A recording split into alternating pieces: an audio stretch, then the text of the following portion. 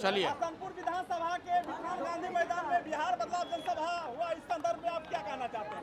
आप यहाँ पर आए हैं, आप भी पत्रकार हैं, यहाँ के नागरिक हैं, आप देखिए कि बिहार बदलाव की सभा में लोगों का क्या उत्साह है।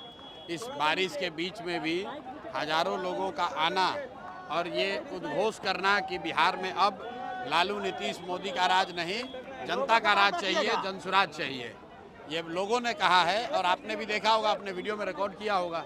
ये तेज प्रताप का गढ़ क्षेत्र माना जाता है, आपके डर से पहले वो। अरे भाई, किसी का कोई गढ़ क्षेत्र नहीं होता है, गढ़ सिर्फ जनता का है।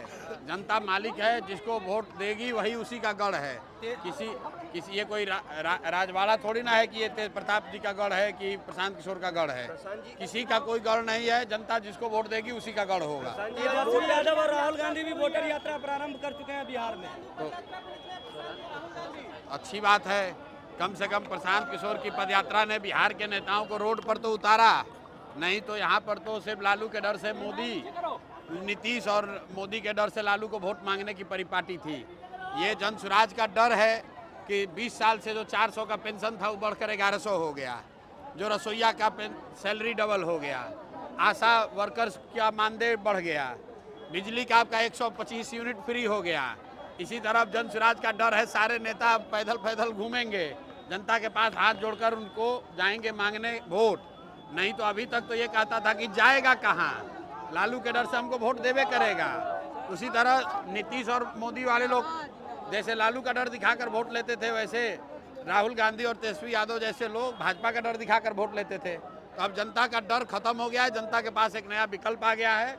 और ये जनता के विकल्प की ताकत है कि नेता रोड पर घूम रहे हैं और जनता बैठकर मूल्यांकन कर रही है कि किसको वोट देना है, किसको नहीं देना है। दिलीप जायसवाल से पूछा गया था तो उन्होंने कहा कि अब हम प्रशांत किशोर के बारे में कुछ नहीं कहेंगे। दिलीप जायसवाल जैसा 10 आदमी का दम नहीं है कि प्रशांत किशोर के खिलाफ कुछ बोलें। बात व्यक्ति की नहीं है। जो कुकर्म करेगा, चोरी करेगा, जो आदमी बिहार को लूटेगा, उसको डर होगा ही, क्योंकि उनको मालूम है कि जनसुराज की व्यवस्था बनेगी।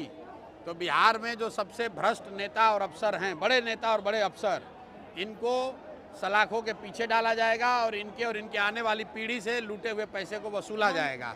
जीवेश कुमार कह रहे हैं कि हम नोटिस भेजेंगे और हम नकली दवाई नहीं बता। कौन? मंत्री जीवेश कुमार, जिसको कोर्ट ने कन्विक्ट कर दिया। जैसे लालू जी हैं, लालू जी पर चारा चोरी का इल्जाम लगना एक बात है और कोर्ट का कन्विक्शन अलग बात है। कोर्ट ने, न्यायालय ने ये बता दिया कि आपने इसमें आपकी गलती पाई गई। उसी तरह जीवेश मिश्रा के लिए राजस्थान के कोर्ट ने ये कह दिया कि ये जाली दवा बनाते थे, जाली दवा बनाने का इल्जाम इन पर साबित हुआ है। अब प्रशांत किशोर को उस पर कुछ कहने की जरूरत नहीं है। सीएजी घोटाला में 4 करोड़ का जो महाघोटाला हुआ है एनडीए की सरकार में, भैया वो एनडीए के सरकार में नहीं हुआ है, खाली पिछले 5 वर्ष में हुआ है। 5 वर्ष में 78,000 करोड़, बिहार जैसे गरीब राज्य में 78,000 करोड़ रुपया का हिसाब किताब ही नहीं है कि वो पैसा गया कहाँ। घोटाला हुआ कि नहीं हुआ ये तो जांच का विषय है, लेकिन जो सीएजी ने कहा कि 78,000 करोड़ पिछले 5 साल में सरकार ने खर्च किया जनता का पैसा, जिसका कोई लेखा जोखा, कोई हिसाब किताब नहीं है।